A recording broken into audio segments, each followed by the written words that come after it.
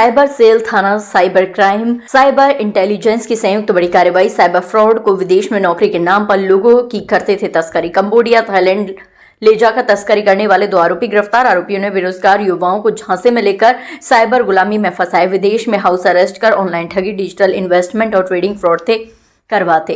ED DCP cyber crime Aditya Kumar के नेतृत्व में गठित टीम की शानदार सफलता। मोहम्मद आतिफ खान निवासी उन्नाव और अजय कुमार शुक्ला निवासी इंदौर मध्य प्रदेश गिरफ्तार। दोनों ने दर्जनों भारतीय युवाओं को $3,500 में बेचने की बात कबूली। पूछताछ में खुलासा, आरोपी आतिफ खान 2022 से कंबोडिया में रह रहा 50 से ज्यादा लोगों को नौकरी का झांसा देकर विदेशी साइबर माफियाओं को बेचा। कई पीड़ितों को जबरन साइबर ठगी करवाने पर मजबूर किया। विरोध करने पर मारपीट और फिरौती लेकर छोड़ा गया।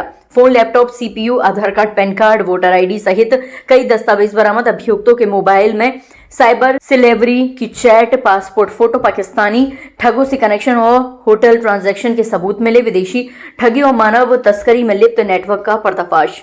आगरा से हिंदुस्तान वॉइस 18 के लिए दीपक कुशवाहा की रिपोर्ट। आज के समय में साइबर क्राइम काफी बढ़ गया है। उसी के क्रम में साइबर सिलेवरी के कुछ जो पीड़ित थे आगरा के रहने वाले, उनकी शिकायत पर एक मुकदमा पंजीकृत किया गया था। उसी कड़ी में जांच कर कुछ लोगों की गिरफ्तारी की गई है। पूछताछ में कुछ चौंकाने वाले तथ्य सामने आए हैं, जैसे कि इंडिया में बैठे कुछ एजेंट्स नौकरी का झांसा देकर भोले भाले युवकों को कंबोडिया, लाओस, वियतनाम जैसे देशों में भेज देते हैं। वहां पर इंडिया के ही कुछ एजेंट्स $3,500 से $4,000 प्रति व्यक्ति के पैसे के लेकर इन लोगों को विभिन्न कंपनियों को बेच देते हैं और इनसे वहां पर साइबर फ्रॉड कराया जाता है। अभी 2 व्यक्तियों को गिरफ्तार किया गया है, जिन लोगों ने इस पूरी प्रोसेस को बताया है, कैसे इंडिया में भी ये 3.5-4 लाख रुपए लेकर लोगों को बाहर भेजते हैं और वहां पहुंचने पर एजेंट भी पैसे लेकर कंपनी को बेच देते हैं, जहां पर इनसे धोखाधड़ी, साइबर अपराध भारत में बैठे लोगों के साथ किया जाता है। सर, गृह मंत्रालय को भी रेस्क्यू को किया गया है, क्या पूरा मामला?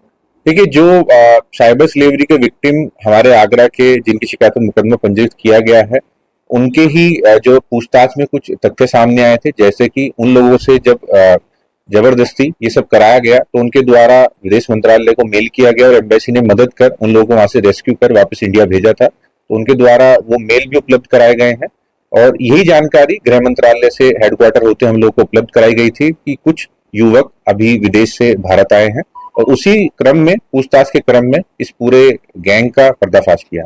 कितने लोगों को बेचने की बताइए, लोगों ने कितना?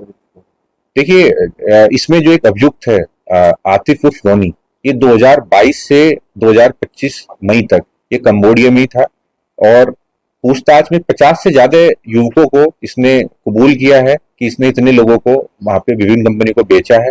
आतिफ जैसे और भी कई सारे एजेंट हैं जो कि वहां रहकर लोगों को नौकरी के नाम पर बेचते थे। तो ये संख्या सैकड़ों में हो सकती है, बाकी आगे भी इसमें कार्रवाई की जाएगी। नहीं, ये अलग अलग राज्यों के हैं। मोस्टली ये टारगेट करते थे उन युवकों को जो पहले मर्चेंट नेवी में रहे हैं या उन्होंने कोर्स किया गया है, क्योंकि जैसे कि आप सभी जानते हैं कि सिंगापुर या मलेशिया, वहां से काफी सारी शिपिंग कंपनी के जो कार्गो या कंटेनर शिप्स हैं वो मतलब जाते हैं।